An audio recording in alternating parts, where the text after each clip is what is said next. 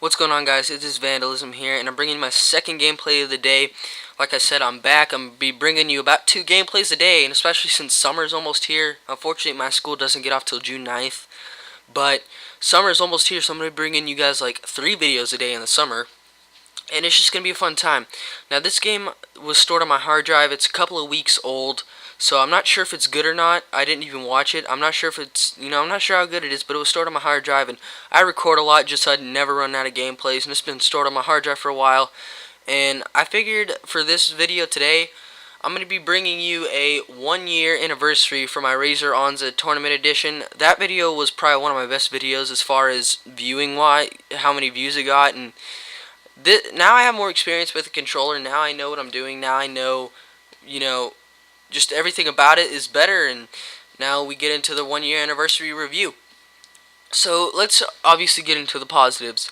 Positive number 1, it's wired, not wireless, and being that it's wired, you won't have to waste your money on batteries to buy batteries for the controller, and it'll just save you money on that. So that's good. And secondly, there's no battery pack on the back of it, so you don't have to worry about that because if you have big hands like me or your fingers are long, it works for you because your hand can just rest on the back rather than having that huge battery pack in the middle.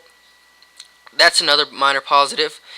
Another minor positive, minor positive is the triggers, like the left and right trigger. They're curved up so that when you press it, it's real easy to press. That's a minor. And another minor thing is the buttons are more pushed in, so you pretty much just tap them and the button's pressed, which is pretty legit, if you ask me. It's actually really cool that it does that, and it gives you a huge advantage when you play on tactical. But I remap my buttons, and we're going to get into that in a little bit. So another minor thing, well, it's not minor for me, but it's kind of, I just put that on the minor list because it's not really that big of a deal, is the way the controller's designed. There's little curbs on the back, and it makes it so it's like little bumpers. Your 2 fingers rest on it, and then your other fingers are on the controller on the triggers, and it makes for a really comfortable controller, and it makes your fingers feel a lot more rested and comfortable. Another minor thing is the way the thumbsticks are. Obviously you've had regular Microsoft controllers because you have an Xbox. The one thing about those is it has little nipples, and I like them when they're new, but after my controller got wore out and the nipples weren't there, I don't know, I started to, the texture just felt weird, and the FPS freaks helped with that. But after I got this Razer Onza, it had none of those little weird little nipples on the in the inside of the thumbstick, so it made for a lot more. It's comfortable. It's for precision accuracy, and the texture is definitely like rubbery, so your thumbs don't slide off all over the place. So that's another positive. A major positive is the adjustable thumbsticks. It's like sensitivity on the go. I usually play on a 4 to a 5, and then I usually have those cranked all the way back to have the least amount of resistance as I can. So it's like playing on about a 7 or an 8 without switching to a 7 or 8 on the game. So it's like having FPS freaks built into your controller, and it's really freaking awesome. Another major thing is probably the biggest thing on the controller, and that is the remappable buttons. And I'm sure you guys, this is the main reason you would want to buy this controller.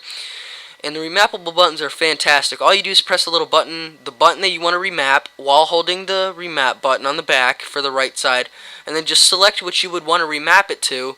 So that way, on the controller, you can jump without taking your hand off the controller. You can knife more. If you play in tactical like me, your panic knife's a little bit more reliable.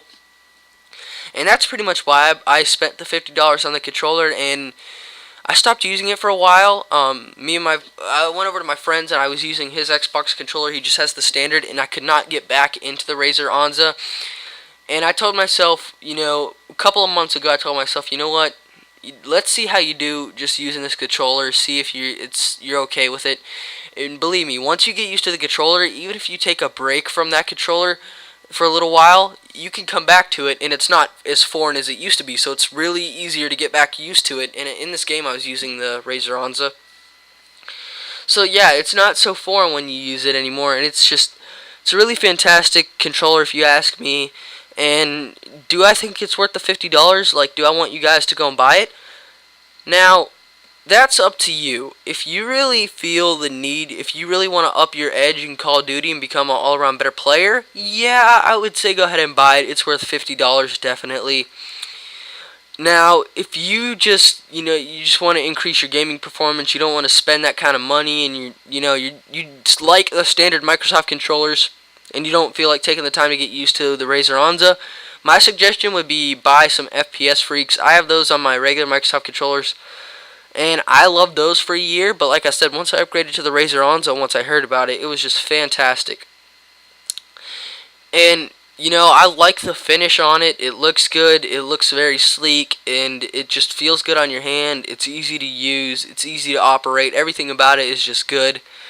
And I really like the controller, but so leave in the comments if you're going to be getting that controller or not. I want to know. And I want to know if you have the controller, what do you think about it, and how long have you been using it? Because I've been using this thing I've had it for about a year, and for that whole year I've been using it for about 7 or 8 months through the year that I've had it, and maybe less than that, maybe like 6, 7 months, something like that.